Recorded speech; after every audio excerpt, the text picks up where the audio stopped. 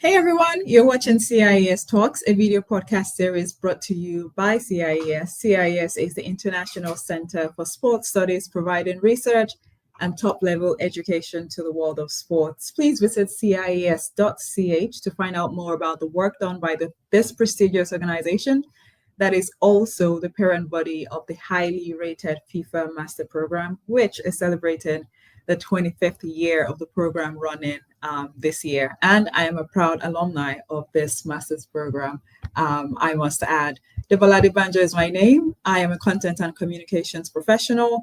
And on this podcast, I have conversations with experts in different sectors of the sports industry, some of whom are my colleagues. Sometimes they are fellow alumni of the FIFA Master program that I referenced earlier. And that is the case today, as I have joining me Francesca Ingletto. Francesca is an experienced lawyer admitted to the Italian Bar Association. Yes, she's from Italy. She has a strong background in commercial law, compliance, and legal counseling across multiple international jurisdictions. She is also has applied this across different countries, from the Middle East to Turkey to China, to name a few. And she's doing even more at the moment in her role as senior legal counsel at the Volleyball World. I will bring Francesca on now. Francesca, how are you? Hi, Debola. Hi, everyone. Thank you for the great introduction. I must say, very excited to be here and have a great chat together. Yes, it is nice to connect again. I think the last time I saw you was 3 years ago, when you came to one of the events for the 22nd edition of my class. You were in the 21st edition, I believe. Right, correct. So just 1 year before you and still fresh at the time of the graduation. What to say, an amazing experience, really. I'm sure we share a great memories together, a great journey. So Can you that's still what we're. remember a lot of it? Can you still remember? Because it feels like it's been a while for me, even though I just graduated, I think 3 years ago.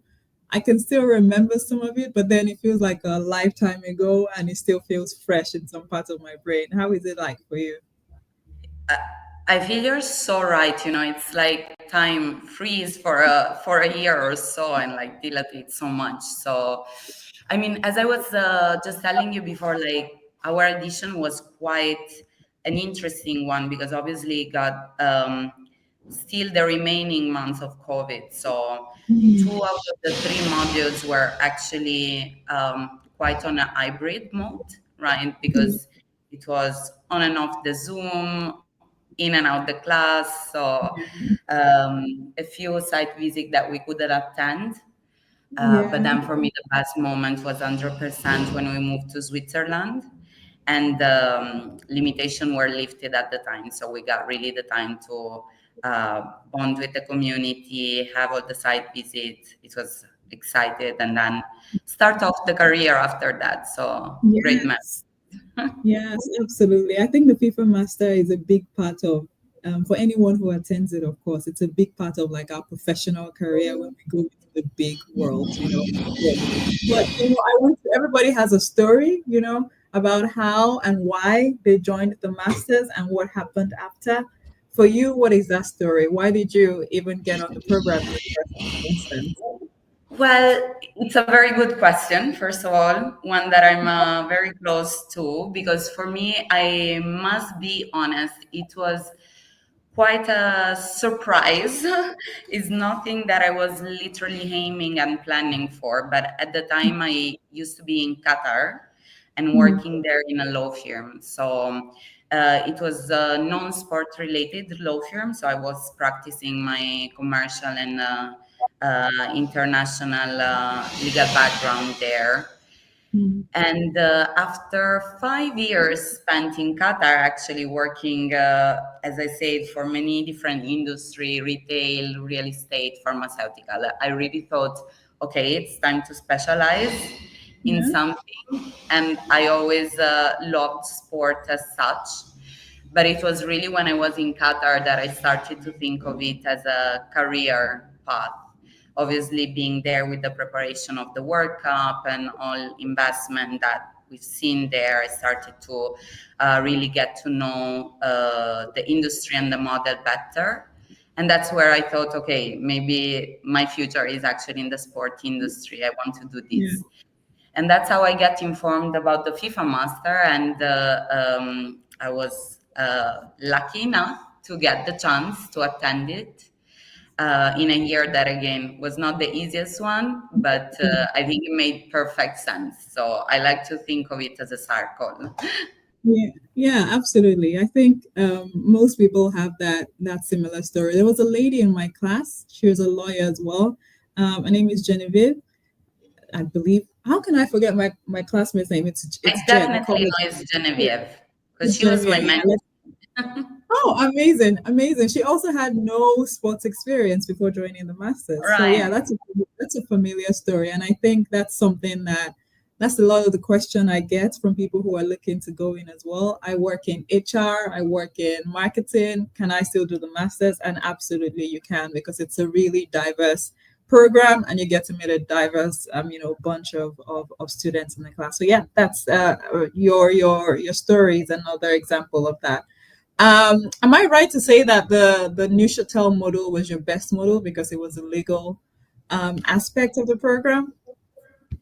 100%. I mean, for different reason, if I may, actually, the legal module is certainly the one that is closer to me. I really think educational wise is a very, very good module.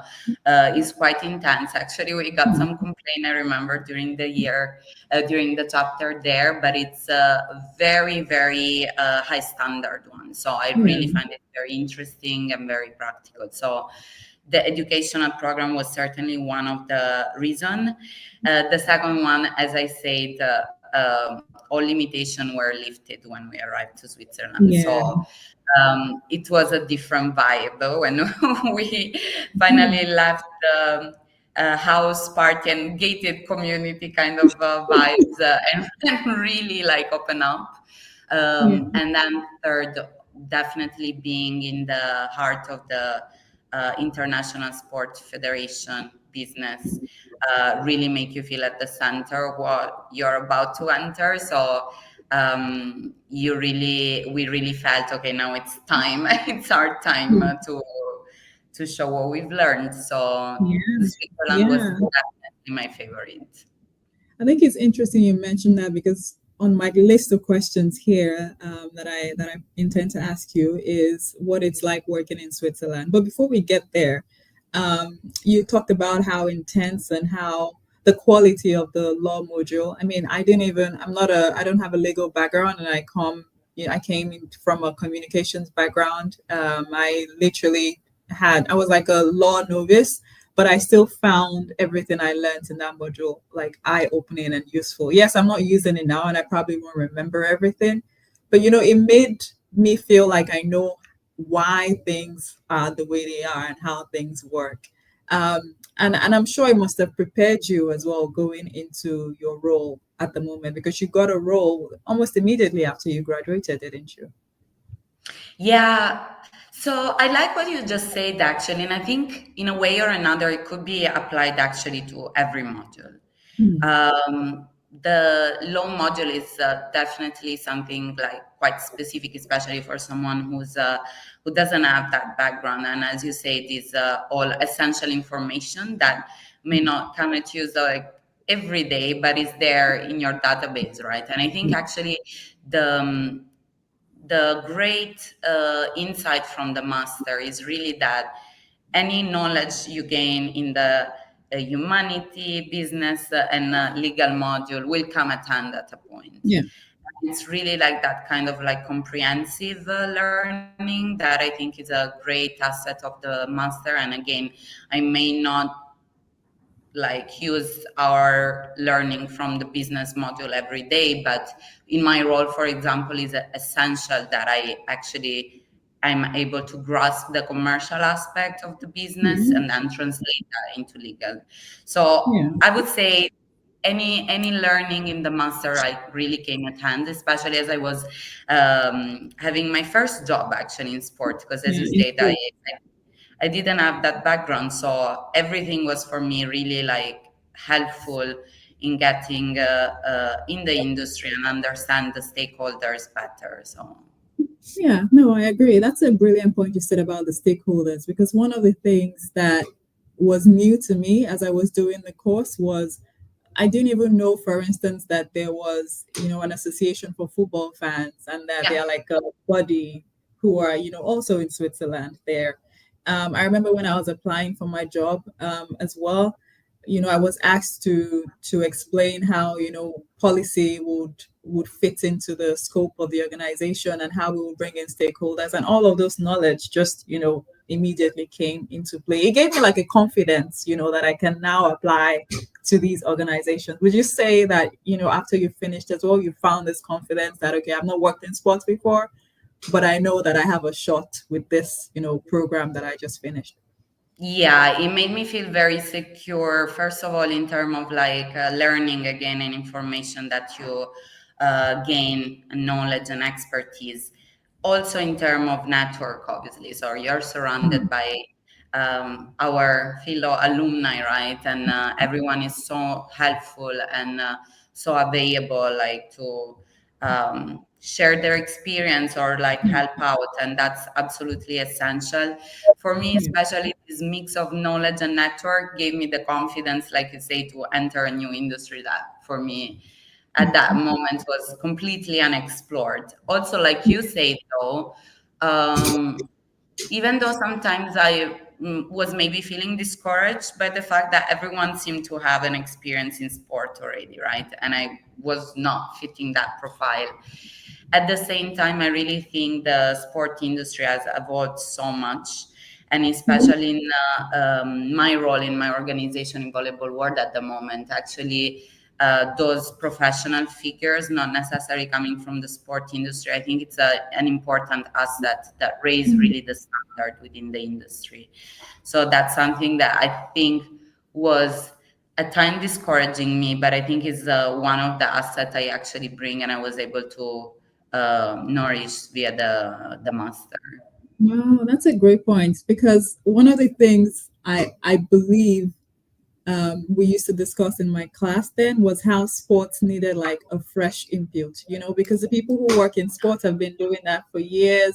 They're used to a system. You need people from other industries come in, because that's the real way you can get that disruption you're looking for. But before we get into that and the brilliant work you do at Volleyball World, tell me what happened after you graduated. Like, what were the things that happened from, I don't know, applying to interviewing for you landing a role that, didn't even exist before, you got Yeah, that job, right?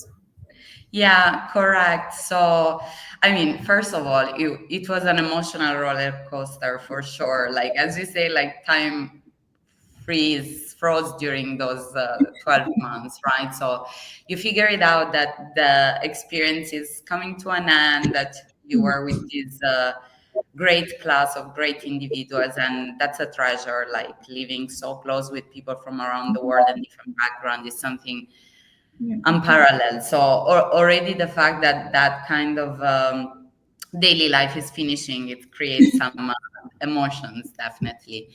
But after that, and after elaborating those emotions, so I was really keen, obviously, on landing on a job in the sport industry, but I was never too narrowed in my goal there. So I was quite open to different sport, different rights holder, different countries as well. So to be very honest with me, and that's where I'm like, planning is good, but sometimes you gotta go with the flow. I think because, as I said, for me, I like to think that the reason why I applied for the FIFA Master was that I was in Qatar before, and as I said, for me it was kind of a circle, and the natural end for me was to get a job in the World Cup and then attend the World Cup in my role there. But then, as I said, first of all, Switzerland really impressed me. I find it lovely, and I had the opportunity to come closer home. So that was definitely one point. The second point is, though, when I received the offer from Volleyball World, like you say, that was a role that really excited me because it was new. I would have been the first legal counsel to enter the organization. I would have been the only one, so with the opportunity to really make an impact and kind of shaping the future of the organization. And as I met the leadership and I got to know from them the vision, the strategy, and all the goals, and really the massive opportunities that the project came with, I then knew that's my role. So I had to revisit a little bit the plan that I made. But till today, I think that was the perfect choice. So I ended up deciding to join Volleyball World. And again, since then, like the first day, I'm super excited about the project. No, I think you've dropped so many gems in this speech you just gave. You've given people tips that sometimes you have to go with the flow. Like you might have like this very big plan that you've made up, but in sports, like working in sports, you need to be very flexible. And you also said something very important about how when you were ready to start looking for a job, you did not. You also were ready to look around. Like you were looking at different countries, you were looking at different industries, and that's a feedback that most of us experienced professionals should give to younger people looking to get in. Yes, you have dreams to work here and there, but you need to be flexible and take on challenges, especially if they can develop your career really quick. So yeah, thanks for all of those gems that you're dropping, even though you probably don't know you're dropping them. But before I move on really to what your daily work life is at Volleyball World, some people still get it confused about the difference between the FIVB and Volleyball World. Even I do, to be honest. Can you explain to me, like I'm Yeah. 5 years old, what Yeah, it's like? 100%. And it's a great question and something I like to dig in, let's say. So we obviously have the FIVB as the governing body of the international volleyball and beach volleyball. So FIVB sit there as the sole sanctioning body, right? And Okay. in 2021, actually, a joint venture was created. So Volleyball World is actually a joint venture between FIVB and CVC Capital, which is an equity fund that has different investment in sport. We can mention also WTA in tennis, rugby, Formula One. So we know they have a very important asset in sport and La other Liga? industries as well. Yeah. Sorry, La Liga too? La No, Liga I to was saying too as well, yeah. Carry on. correct. So Volleyball World really was another project where CBC saw honestly endless opportunities and decided 3.3% of the shares. So in the scheme, you will have FIVB remaining as majority shareholder and CBC bringing equity, network, so not just the financial aspect, but really the drive for innovation and data-driven solution. And from a commercial standpoint, the scheme will be for VW to being licensed all commercial rights and being tasked with the exploitation of these commercial rights. Because if you really like to make it simple, if you really look at volleyball, we know is one of the top sport in terms of participation. So both playing and watching, and it's really a massive fan base out there. But till 2021, I must say these opportunities were not really tapped from a commercial perspective.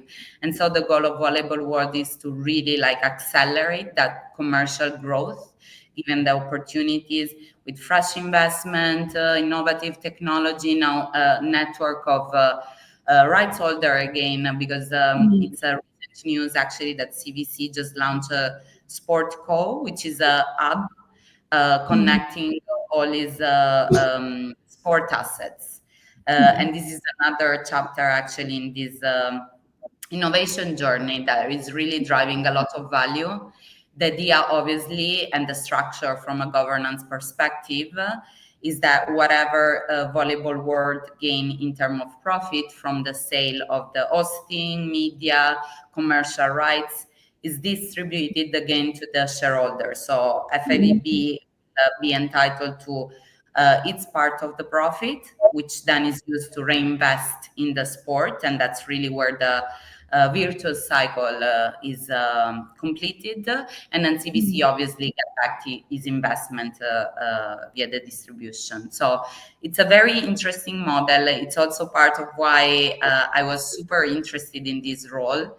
I love the fact that compared to a traditional federation, the pace of decision is higher.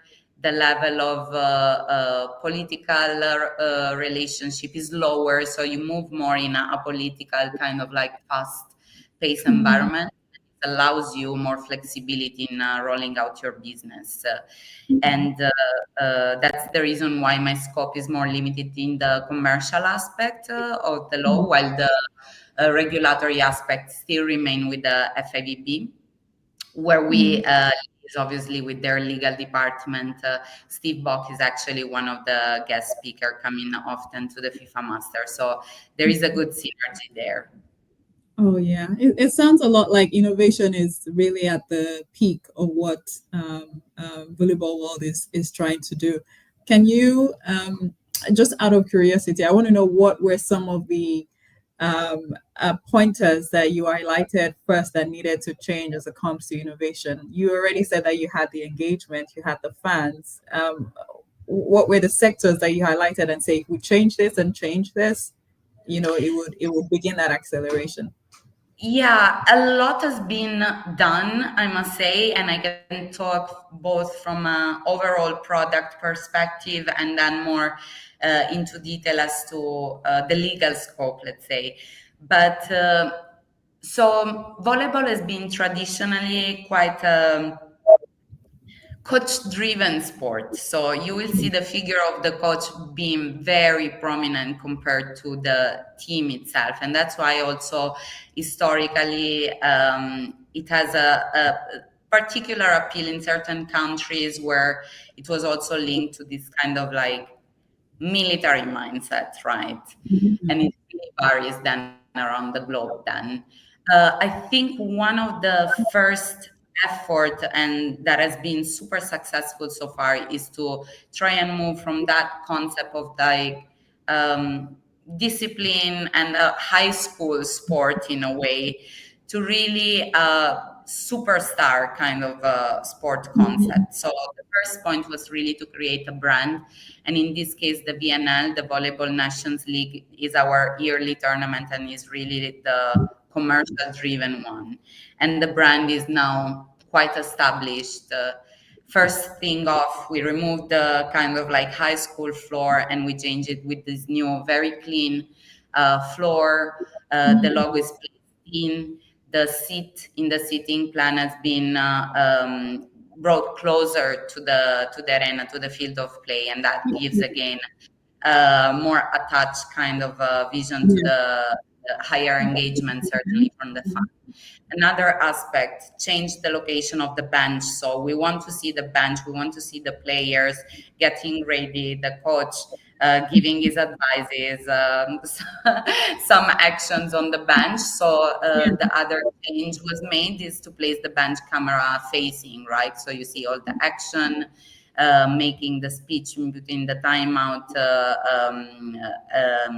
audible on camera. So all these little tweaks that really give a more human touch to what is the team spirit and the players themselves. So that was definitely the first and most visible change that we applied. No, all of that sounds great. It sounds like you were able to improve the product immediately, and you did not have lots of pushbacks politically, like you referenced earlier. What have been the reaction from the fans since all those type of changes were made? Yeah, so it's a good question, and I must say we are very lucky that, and there is a smart leadership in that sense, because the vision of Volleyball World and vision of FIVB is quite aligned there, and that helps out in terms of relationship. We have the same goal with the new president of the FIVB. Now there is a great collaboration, so that spirit of cooperation definitely helps in keeping the ball rolling, right? So that's definitely a good point. As to the second one, so the fun, you definitely see a spike in engagement, and that's quite expressed. However, obviously, when changes come, you always find some resistance, right? Yeah. Because your stakeholders, as we say at the beginning, it's also a lot of NF and your organizer, your local committees, and sometimes it's difficult to actually show the value of those changes and to be immediately expressed to everyone. So there is an educational work and a cooperation work to that we are doing and to be done there. Same with the players, because obviously when your aim is to really like give the platform to these athletes to become the next superstar, obviously you're also asking them to be more participant in your activations and so on.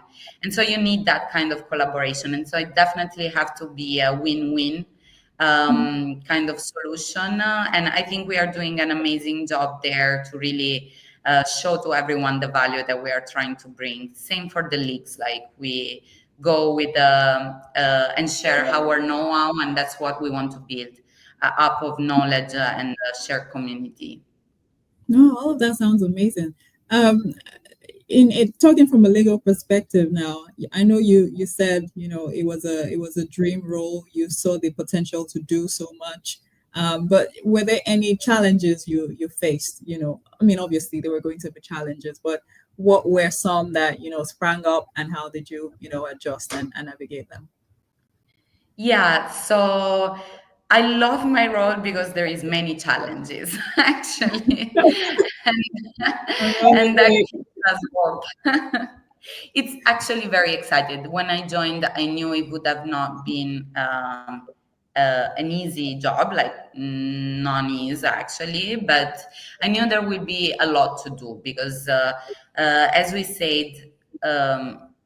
The role was a new one. So there is not being any legal counsel before me. And that makes things complicated in the sense that we lacked quite the basis at the point I joined. So there were no much contracts in the database, either there was a deal or not. So the contract management part was really to be built from scratch. The relationship as well with the business partners, the compliance aspect, the governance, and how do we deal with our majority shareholder, how do we deal with our board, and so on. So it was really from like building everything from scratch. And that took time and patience, and sometimes little stress that came in, but really was the exciting part of the project for me, because it's not you're going to apply a protocol to kind of solve these issues. Like you have to really create it and to embed kind of that legal thinking in a new organization. So that was the very exciting part. The project that I'm very proud of is, for example, our contract management lifecycle platform.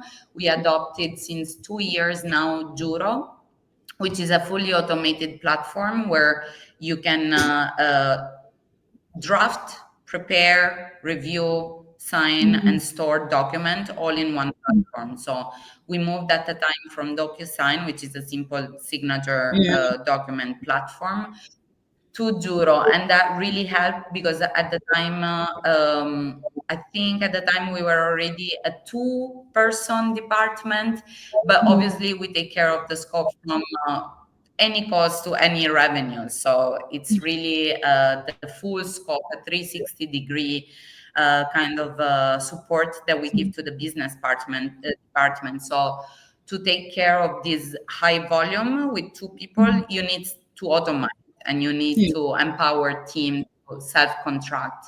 So since we adopted Juro, the role of the legal and the priority has been to really kind of set up template which are ready for use for department, and so educate department to the creation of contract, to the negotiation of contract with playbook and references of that kind to enable that self-contracting, and has worked amazing so far. We have seen incredible reduction in contracting time. So we have seen now the contract life cycle duration goes even below 3 days for certain contract, and that really means the process is streamlined, there is a great cooperation, and it's really a project that we are very proud of. All of that sounds amazing. It sounds like you've also given Juro free publicity on this. I'm happy I to hope, do, honestly. They are great. I hope they're running you your check. Either way, they should be running you your check for that. But it's something that struck me about what you said is, you found solution to the little challenges that have, come up here and there. And I'm thinking for especially new staff when they're joining an organization, for them to find success like that, it must mean that one, they're brilliant, in themselves, and they're a good hire, like you were, and that there is also some clarity in the organization on where they're going. And I wonder if you can reflect on what made you, up to the task of solving those challenges. Was it that you got clarity? And then what are also some of the tips, personal tips that you can use that anyone can learn from on your mentality to solve your problems as they come? Yeah. So I will respond in full honesty, actually, Debola. The clarity was not necessarily there, actually, when I joined, because we really have to think of Volleyball World. I used to think of it as a high volume startup, right? It's really a new company. Some experienced people actually migrated from the FIVB to Volleyball World, but then 2/3 of the organization was new to the business. So it was a big change. And we were a small team at the beginning, and there was no, at the time, such thing as a clear role or scoped role. And on the other side, there were high volumes because actually FIVB already established at the time several annual or biannual or quadriennial competition, and the volume in intense events here can be around 80 events per year, and that's a lot if you consider it's spread around the world between indoor and beach, and with a small team called to deliver. So there was actually a strong request, implicit request, that each of us will go beyond his job role, let's say. And that was actually something that may scare some people. For me, it was once again, very excited. And for me, the tip was to actually find clarity yourself, honestly, and be as proactive as you can. Have the conversation and that one-to-one with your boss and find your path together. So something that as well at time was frustrating for me, but I see the why now and I see all the gains, is really not have a top-down approach. I always had conversation with my boss as to what are my yearly objectives for this year, what are my results, what are the KPI, and that's never been imposed. Actually, it's been always a conversation like, what do you see your goals to be? And then we tweak that together and we polish it together. But it's been always two ways discussion and conversation. And so it's been in my daily task. And so definitely what helped me was proactivity. So find your clarity yourself and then just do it, because it's not going to be perfect the first time. And that is something that has stressed me quite a lot. I wish I was perfect in every work I did. But then the reality is that it's not going to be perfect necessarily everything you do and the first time you do it. But you have to do it and you learn along the way. No, So no, That's a great tip. That is honestly a great tip, because if you're waiting for things to be perfect in your head, it's going to slow you down. You're not going to get anything done. So yeah, Right. doing it and then building on it is a way to go. And what I also hear is that you look like someone who prioritizes communication, um, clarity in your actions, and then a two-way communication on this is what I want, this is what I would like. And then I think it's very important, especially when managing up, with someone who is above you. And those are brilliant tips, Francesca. Thanks for sharing them. um, we're nearing the end of this interview, and I am glad that we've put it up on the notes where we're talking about personal convictions and personal relations. If you further have to advise women, particularly who are in this legal field, because I know that it's definitely not one of the easiest roles to come into as a woman, what are some of the advice you would give to any young woman out there who is working in this role or looking to work at top level in the legal field? Yeah, thank you for the question. Actually, I am so happy that you asked also because a few weeks ago, actually, we had a great workshop organized in Lausanne from some FIFA Master as well, Yeah. Sarah and Aina, actually. So shout out to them. Um, it's a great question because I have to be very honest. The obstacle that I always perceived being the pragmatically the real one for women is always the networking. So I am not maybe the best networker ever, but I always felt as a woman that is not easy for us. Yeah. We know that despite the situation is getting better, most of the top tier position is occupied by men at Yeah. this stage. Changing, but we know that's a reality. And I Mm. always felt a bit inappropriate to kind of and have that proactive engagement and networking. Yeah. It kind of like that You're sounds never like really, you're not a never really sure how you'll be perceived as a woman, when you're, especially when you're being proactive exactly and making a move. You're never really sure what the other person is thinking, is perceiving, correct. how they want to interact with you. So no, I totally get you. Correct, 100%. And so you're left not just with the question, how do I do this, but also how it's going to be perceived, like you say, right? And so I think it could be quite paralyzing, actually, especially if, again, you're not chatter like yourself. And again, if you are in put in this kind of unbalanced position. And so I Yeah. literally felt that that's a real blocker because I am sure no guy will ever feel the same inappropriateness kind of feeling.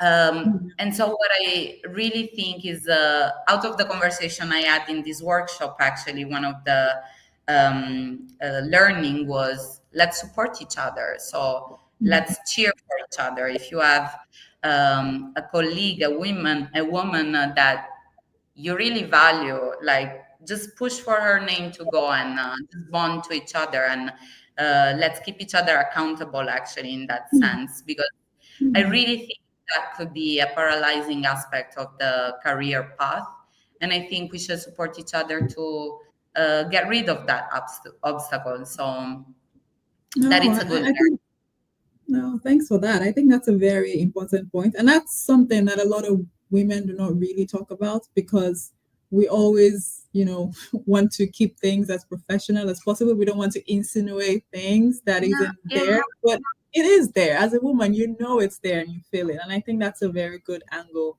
to talk about why it's harder for us, especially in the networking aspects. Because yes, we know most of the deals, most of the promotions, most of the interaction happens over drinks, happens over this. exactly, yeah.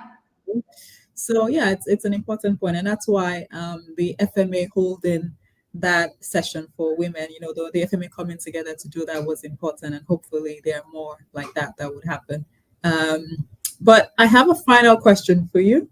because it's something that I totally admire, and even though I haven't told you before, one of the things I sensed, and maybe from one or two comments from people, is that you're a very authentic individual. Like, you are someone who knows what she wants and maintains it despite in the face of other opinions, and I think that is a very important trait to have. Where I work as well, that's one of the things most people say about me, and I know that it's really not hard to it's hard rather to remain in that authentic nature, especially in a work environment, like we have. How are you that person? What is the trick to remaining your authentic self? First of all, thank you so much. I really appreciate the words, and what you just said is very important to me, because it's actually something I value a lot. To be authentic and spontaneous is actually part of my value list. Um, so, and I think it's really about that. Like, it's in my value pocket list, and so I have to just keep faith in that, and it happens natural to me. And sometimes it can be not easy to remain of your opinion, bold, unfiltered, with the due filter, obviously. but, but still, I think is again, I was probably also lucky to have a very open, transparent, and mature leadership, because the environment is also important when you decide to actually be true to yourself. The environment I'm lucky to be in is not toxic in that sense, and so actually allow me to lean in that aspect. But for me, it's really important that each of us is able to share the opinion, able to trust its team, its colleagues, Yeah. and then from that exchange, only good things can happen, and just a discussion can happen. And Yeah. uh, and to be very honest, you just remind me that my boss in my interview for the role actually asked me, like, what if the CEO is not in line with your analysis? Like, will you just change your mind to make sense of his answer? And for me, it was depends, obviously. If he's able to convince me, and if what he's saying makes sense, then I'm totally open to change my mind and my position. But if I truly believe that what I'm saying makes sense, I will just try and explain my point. And so, to go back to what you say, I think from authenticity really can come just an exchange with different opinion, and that's just a good thing. So I'll take No, the compliment. No, totally. And that's the best way you can get, highly qualified staff who will do the best at their work because they're showing up as their true self, at work. So no, great point and great example from your interview, for anyone who might be going into an interview soon or just, trying to make it through life as best as they can. Well, thank you very much, Francesca. This has been a very good chat. It feels like just a little reconnecting chats we've been having, not even an interview per se, and I've thoroughly enjoyed it. So thank Yes, you. thank you for making it so natural. Actually, like, you're doing great as well, and I was super super happy to have this chat with you and with the rest of our communities and friends. So thank you Absolutely. for that. Absolutely. Hopefully we can catch up properly in person very soon. Well, thank you guys for watching. You have been watching CIES Talks. You can catch more episodes like this on this channel. There is a link to the bio to lead you to other episodes where we have heard from professionals working in the world of sports. And I have been speaking to Francesca Ingletto. Debola Adebanjo is my name. Take care and see you soon.